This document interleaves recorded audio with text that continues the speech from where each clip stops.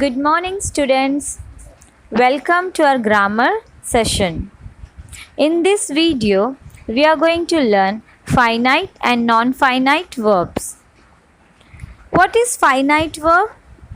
A finite verb is one which changes its form with a change in the subject or tense. Let us understand this with the help of example.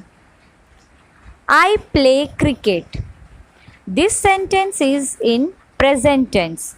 Here the verb is play. Let's look into another sentence. I played cricket. This sentence is in past tense. Here the verb is played. You can see here that the verb play changed to played as per the tense. So both play and played are finite verbs. I like cooking. The subject I is in first person. Here the verb is like.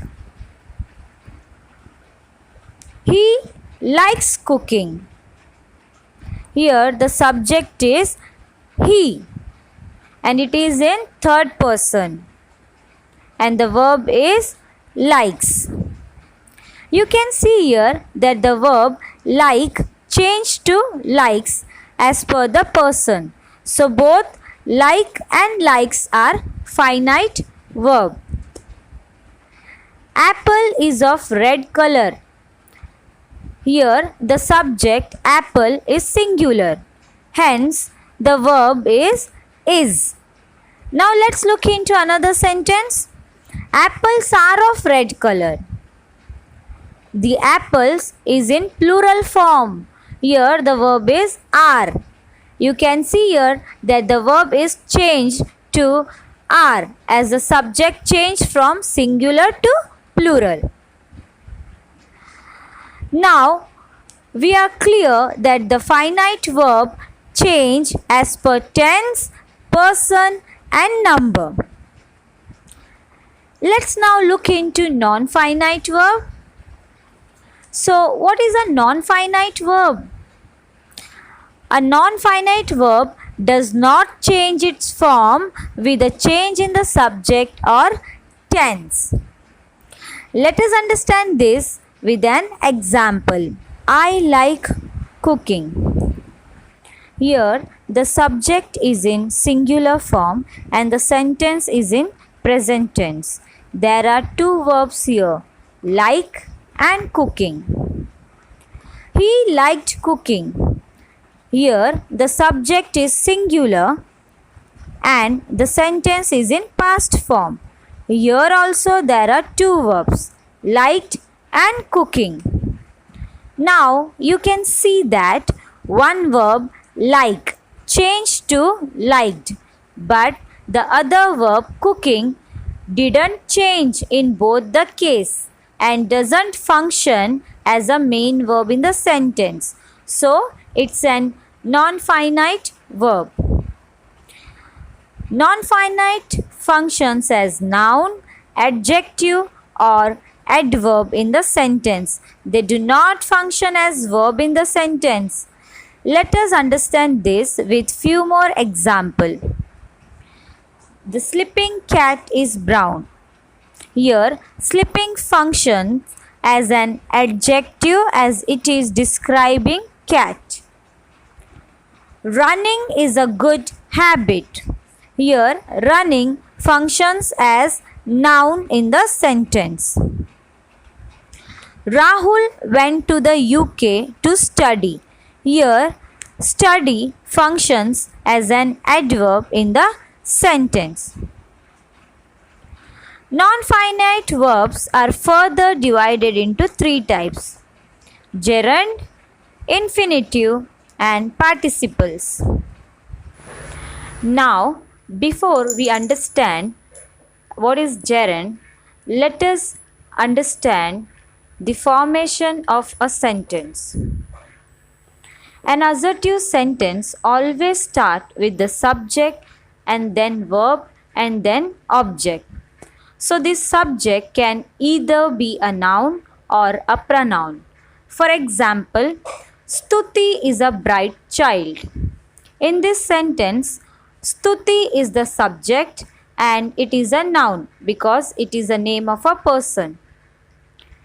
He is a good leader. Here the subject is he and now this is a pronoun. So a subject can be either a noun or a pronoun. Now what if I say that the verb is also used as a subject?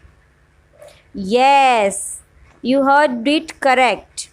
Actually, a non-finite verb is also used as a subject which can be either a gerund or an infinitive. We can't use non-finite verb straight away as their base form. First, we will change them into a noun and then we will use them as a subject. Now, let's see what is gerund.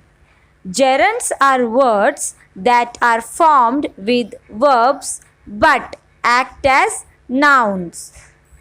How to recognize them? A gerund is a noun made from a verb by adding ing. Learning, eating, singing, writing, etc. Let's see few examples. Reading keeps you calm. Reading enhances our knowledge. Arjun's favorite hobby is reading. Raj enjoy reading. Jogging is a good exercise. Here, reading, jogging, all these are gerunds as they act as noun. Now, let's see what is an infinitive. An infinitive is the to form of the verb. That means an infinitive is made by using to before the verb.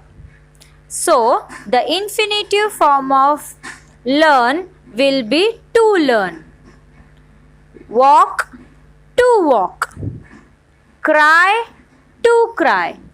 All of these words are infinitive. So an infinitive will almost always begin with to.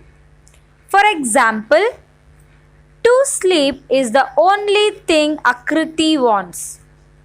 Here, to sleep functions as the noun because it is the subject of the sentence. Praniti has some clothes to wash. Here, to wash function as an adjective as it modifies the noun. Praniti is the subject, clothes is the noun and to wash is an adjective which is modifying the noun clothes. Vedant goes to the park to play. Here, Vedant is the subject. Goes is the verb. To play is an adverb. Now, let's see participle. What is a participle?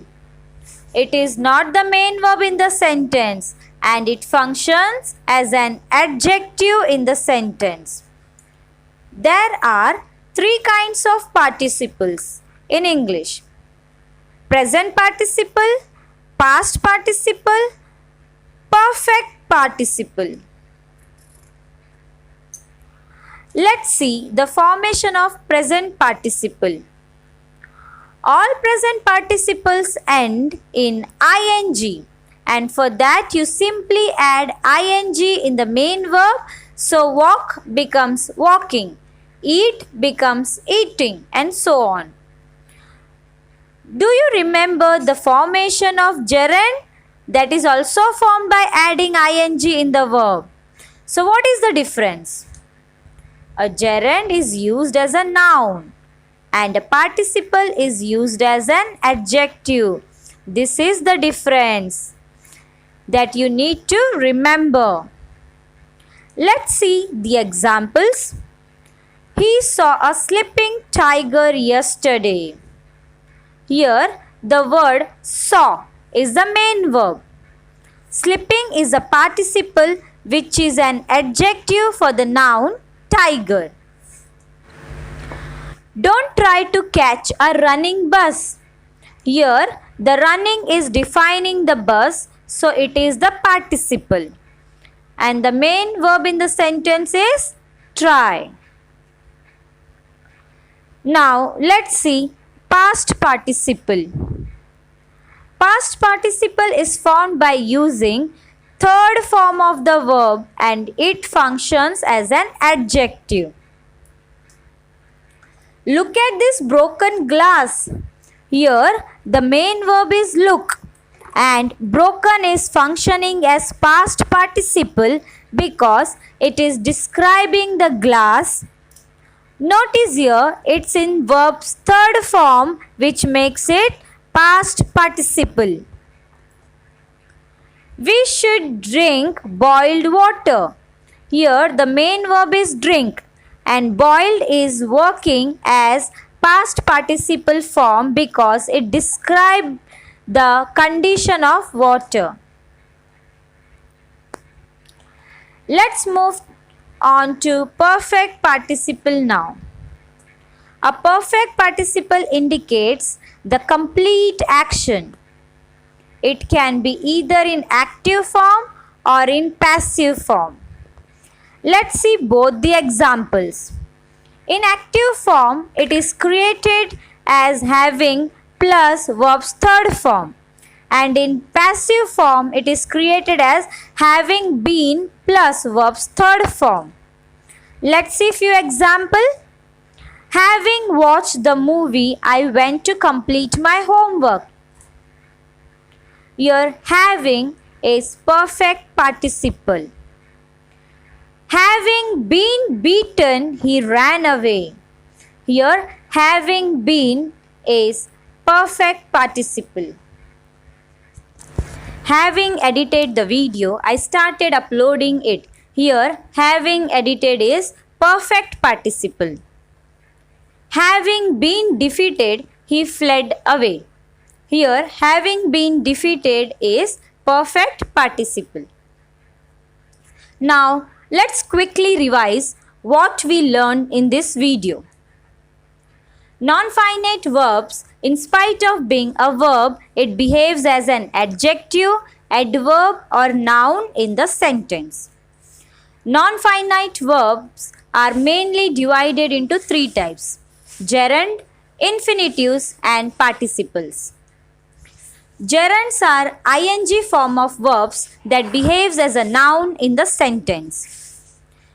Infinitives are 2 plus verbs base form and behaves as noun, adjective or an adverb in the sentence. Participles are non-finite verbs and functions as an adjective in the sentence. Present participle, which is created by verbs ing form. Past participle, which is created by verbs third form. And perfect participle, which is created by having plus verbs third form in active sentence and having been plus verbs third form in passive sentence. So that's all in this video. Now let's have one small exercise. Identify the non-finite verb in the following sentences and state their kind. First one, I want water to drink. Yes, identify the non-finite verb. Correct. To drink. It is infinitive. Second one, singing is his favorite pastime. Singing. It is gerund. Third one, I am sorry to hear this. To hear. This is infinitive. Fourth one, we drank the sparkling water. Sparkling. This is participle. Fifth one, she was depressed to hear the news. To hear. It is infinitive. Sixth one. Trespassing is prohibited. Trespassing. It is gerund.